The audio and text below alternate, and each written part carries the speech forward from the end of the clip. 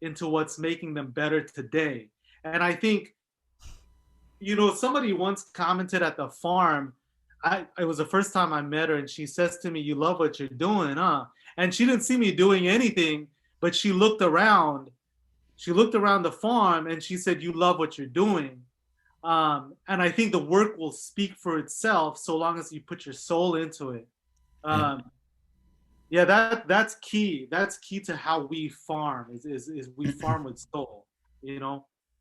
I think there's a lot of man. Kudos to you, bro. You're still young. I'm not trying to say you're old by any means, but it sounds like you put you have the wisdom and experience to put in a lot of effort and consistency more than anything. A lot of people jump when it doesn't feel like it's working, and they jump out, and that's unfortunate because even in that what seems to be, I don't like that word failure, because even in that there's a lesson there.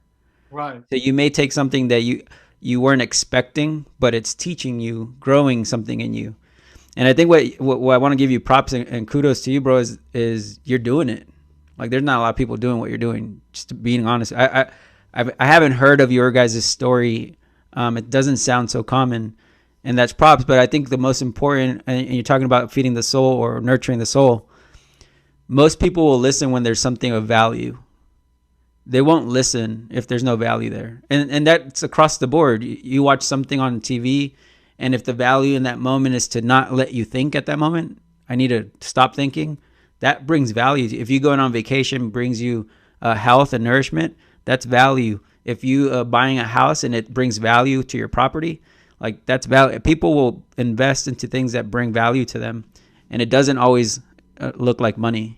And I think that's what you guys are doing. It's impressive and powerful, because you're bringing a value not just to community, but the people around you are watching.